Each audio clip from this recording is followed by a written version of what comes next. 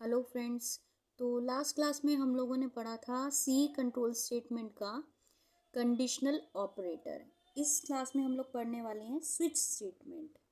तो सब सारे कंडीशनल स्टेटमेंट्स जितने भी हैं कंट्रोल स्टेटमेंट्स, ये सारी वर्क एक ही तरीके से करती हैं, बस इनके वर्क करने का तरीका अलग होता है। तो ये भी इफ़ एल्स की तरह ही वर्क करती है। पहले मैं आपको लिख के दिखा देती हूँ कि इसका सिंटेक्स क्या है, देन हम लोग इसको एक्सप्लेन करेंगे। तो ये स्विच स्टेटमेंट का पूरा सिंटेक्स है। तो इसको किस तरीके से ये चलता है इसको समझ लेते हैं। यहाँ पे हम लिखेंगे वर्ड स्विच, इसके ब्रैकेट के अंदर आएगा एक्सप्रेशन जो हमें चेक करनी है। अब ये स्विच ब्रैकेट खुलता है, देन केस आता है कांस्टेंट 1।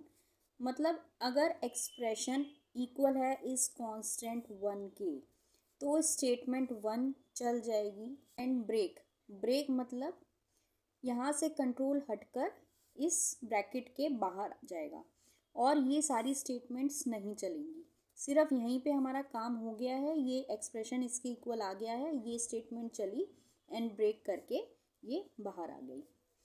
अगर ये स्टेटमेंट या फिर ये कह सकते हैं अगर ये कांस्टेंट 1 इस एक्सप्रेशन के इक्वल नहीं होता है, देन कंट्रोल आएगा केस सेकंड पे। केस सेकंड, अब कांस्टेंट 2 चेक होगा।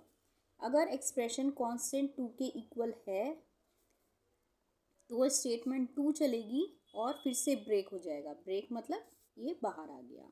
इस तरीके से एक एक करके कंडीशंस जितनी भी हमने लिखी होंगी, जितनी भी हमने केसेस लिखे होंगे, सबके साथ ये एक्सप्रेशन मैच करा जाएगा।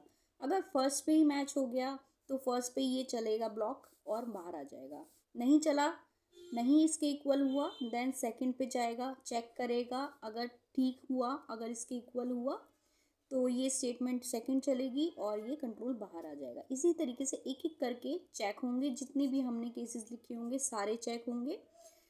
अगर सारे तभी चेक होंगे अगर पहले वाला उसके एक्सप्रेशन के इक्वल नहीं होता है तो।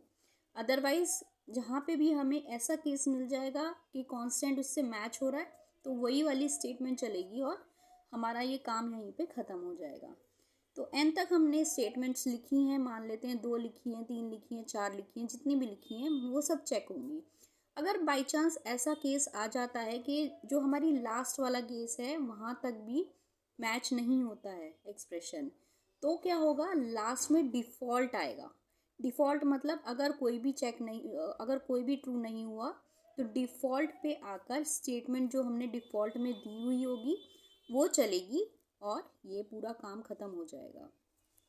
लेकिन ये डिफ़ॉल्ट तभी चलेगी अगर इनमें से कोई केस नहीं चलता है। तो अगर इनमें से कोई केस चल जाता है तो डिफ़ॉल्ट नहीं चलेगा। तो ये इसी तरीके से है, एक तरीके से जैसे इफ़ एल्स स्टेटमेंट चलता था कि अगर इफ़ नहीं चला है तो एल्स चलता है। तो इसी तरीके से इसको हम मान सकते हैं कि ये सारे कंडीशन हम चेक कर रहे हैं, एक भी चल गया तो ठीक है, अदरवाइज डिफ़ॉल्ट चल जाएगा। तो इस एक्सप्रेशन को बहुत ही efficient and easy to use कहा जाता है।